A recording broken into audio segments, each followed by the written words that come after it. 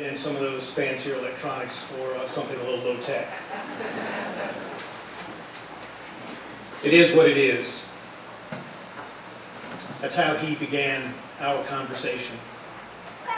That's how he started telling me what was wrong with him and about this, his future. It is what it is, he said. That was his signature phrase. You know, there are a lot of people, including maybe many of you, who when they heard those words thought of my brother, Troy Christopher Harris. I even saw a t-shirt at his home recently with it silk screen across the front. It is what it is.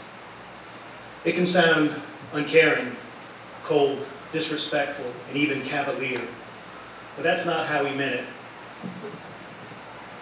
That's how he started the dialogue about the 800-pound gorilla in the room, without having to get in the weeds about whose fault it was, who let it in. If you ever heard him say that, you knew he was about to get real, and he was pretty good at it. Maybe it was from his experience as an information technology consultant. He was frequently contracted to come to a customer site to quickly fix something that had, as he would say, gotten sideways. And it was always to be fixed yesterday. Time was never on his side. It is what it is was a technique he learned when being candid, specifically when delivering bad news. Bad news to his clients. It helped them quickly accept their current situation. It helped them get beyond the anger, the shame, the embarrassment, and the blame of the past, and into the present, and more importantly, into the future. It is what it is was his prologue to a conversation about what was wrong. And it was his punctuation to an explanation of how it get fixed. Troy knew people. He knew it's our nature to want to find and punish whoever was responsible for something. Perhaps that was from all the lessons my sister Laura and I taught him growing up. We really schooled him in the ABCs of being the younger sibling when we were asked, whose fault is this? Who did this? See, Laura and I, we teamed up and we would do the accuse and the blame, and our parents, because they didn't know any better, well, they supplied the chastising. And believe me, he was blamed for pretty much everything we did wrong. Or maybe because Troy was such an avid student of history, I mean, you had to be growing up in our home. I think the only real reading material in our bathrooms were pop stacks of Virginia Cavalcade magazine. Or maybe it was the torture of hour after hour watching the History Channel or war movies. You know, Pop would sit in his recliner and he'd be asleep enough where his eyes were closed and even snoring, but awake enough to immediately detect the slightest change of a channel. But Troy loved history. He earned a degree in it from Ferrum College. He understood why it was so important, and if we didn't understand history, we were bound to repeat it.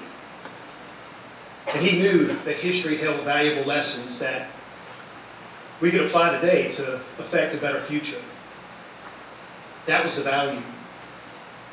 And Troy, he knew that history couldn't be rewritten any more than a bell could be unrung.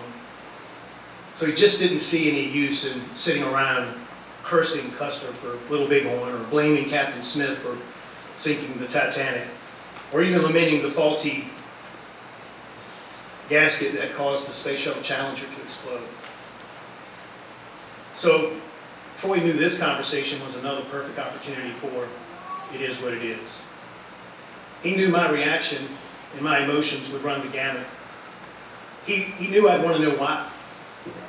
He knew I'd ask tough questions. I'd be angry. And I'd want to find something, anything to blame and hold accountable. And he knew I'd end up sitting around feeling sorry for him and feeling sorry for myself. I'll never forget that conversation or how he began it. It is what it is. It was the Control-Alt-Delete that took everything off the table. And it put us on a new path forward. And with that, I decided I wasn't going to waste one more moment on any unproductive thought or emotion. Instead, I was going to focus our remaining future. And I was going to make sure he knew my love for him. And I've realized so many things these past few months. And my trips to and from Roanoke to see him, the distance that separated us all these years was suddenly not that great. The time that I could never find to come see him was suddenly not so elusive. It's funny how quickly and easily these things change. You know, in some of the visits, Troy would have compiled a list of things for me to do, things to fix around the house. Now, I'd love to sit here and tell you that it was because I was such a great handyman, but I know better. That was Troy letting me be a big brother. I love talking about our days growing up before things got so complicated. How we borrowed a couple of Pop's prized baseball caps from his collection and went bicycle riding.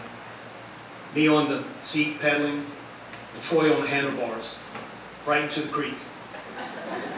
And how we stood there in chest-high water and watched those ball caps float down. And we wondered how in the world we would ever survive the convention. We talked about how my sister Laura and I got him to sneak up on and bite our maid Rosa on her leg while she was pressing clothes. And we laughed about that iron-shaped burn spot that stayed in the carpet for all those years. We laughed at some of the ways Pop would teach us the value of money. We would ride the country roads on the tractor, picking up bottles for the 10-cent deposit. And on a good day, we might make $5. But to teach us those lessons, well, Pop would spend twice that easily. It was priceless. And I shared with him how I hated that he got all the cool nicknames. You've heard some of them today, Boo and TC. I got Bulldog. And he got all the height, and he got the blue eyes and the naturally slim build. And we laughed about how he would sneak plate after plate of cake and pie to his room at night and just eat around the clock. And I confessed that I was envious of how he would never gain an ounce. And by me just looking at him, I would. And I told him how grateful I was for all he did for me when I was new here in Roanoke. When I first took a job at Carillion, he let me share an apartment with him. That was till Susan came up. He helped us move in. And as young parents in a new town without many contacts, he would gladly come over and babysit so we could get out. Little Caitlin loved Uncle Troy. And we talked about serious stuff too. Kelsey, Noah, I know your dad loved you very much. He would have traveled to the ends of the earth and worked nonstop to be sure you had everything you needed and wanted for nothing. He wanted so much for you to know that he was very proud of not only what you've accomplished, but how you've gone about doing it.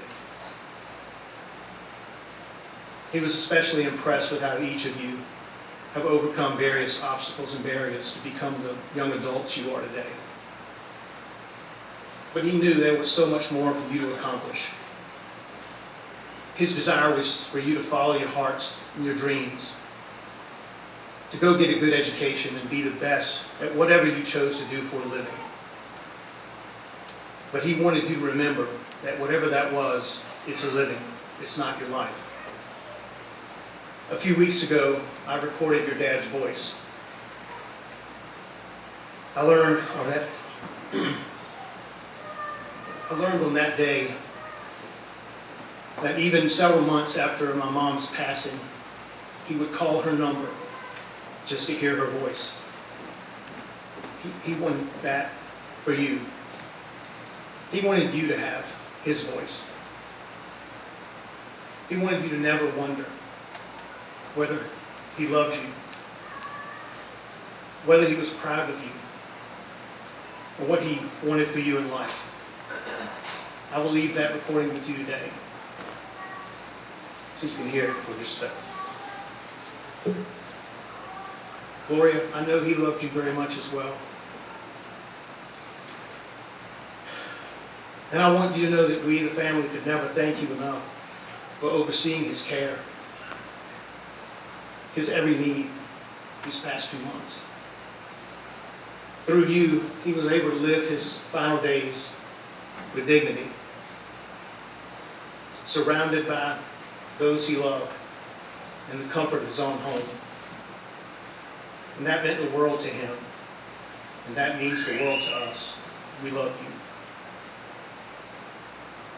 I'd also like to express my sincere gratitude to Gloria's family, the many family friends, the caregivers, and this, his community.